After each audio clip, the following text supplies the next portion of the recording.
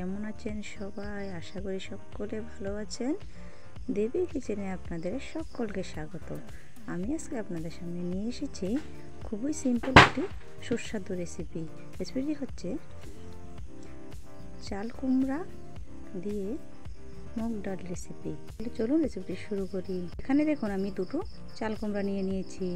সেগুলিকে এখন আমি খোসা ছাড়িয়ে নিলাম।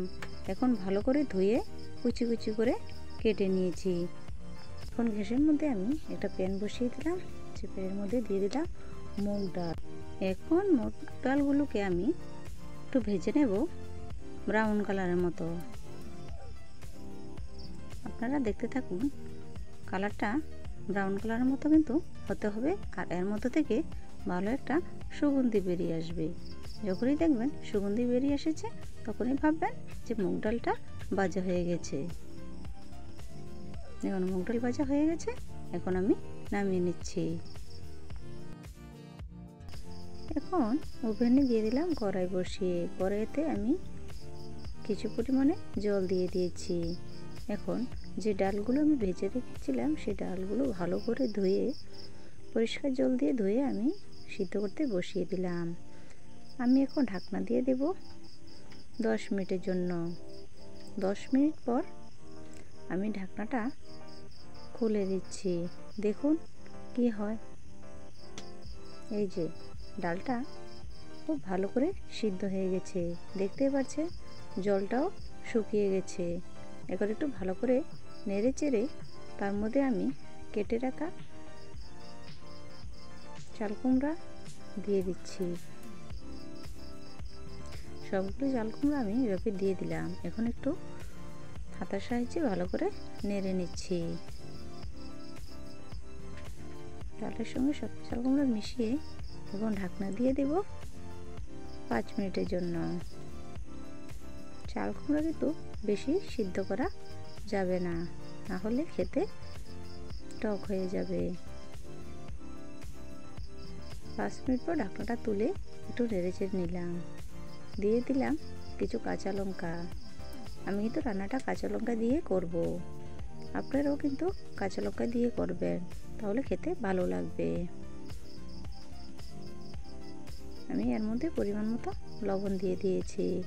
এখন লবণ দিয়ে একটু ভালো করে মিশিয়ে নিচ্ছি।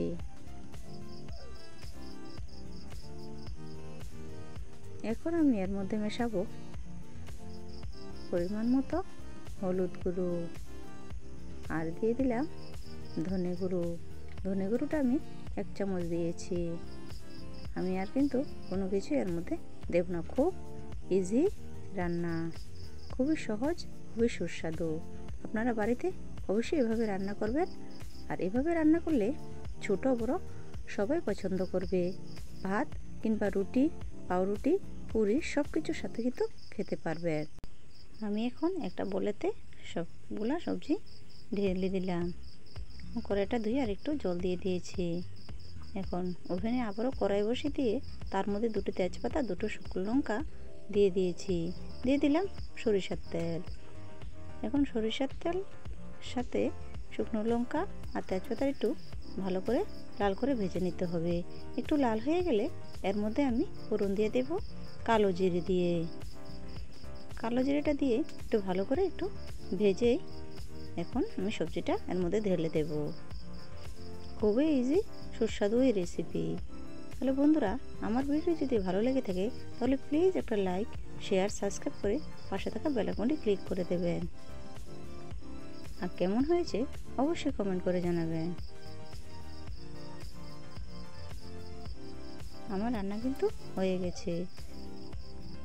যাদের ঘরে ধনেপাতা আছে তারা অবশ্যই নামানোর সময় ধনেপাতা দিয়ে দিতে পারেন। আমার হাতের কাছে ধনেপাতা ছিল না, তাই আমি ওটা দিতে পারলাম না। যারা ধনেপাতা দেবেন তারা কিন্তু ধনে গুঁড়ো দেওয়ার কোনো দরকার নেই। এখন রান্না হয়ে গেছে, আমি এখন নামিয়ে নিয়েছি। আর বন্ধুরা, কেমন হয়েছে আমার এই নিরামিষ মুগ ডাল দিয়ে চাল কুমড়া রেসিপি? এটা একটু ঝোল আছে, কিছুক্ষণ পর সেটা একটু বসে মাখো মাখো হয়ে যাবে। আমার ভিডিওটি দেখার জন্য সকল বন্ধুদের অসংখ্য ধন্যবাদ।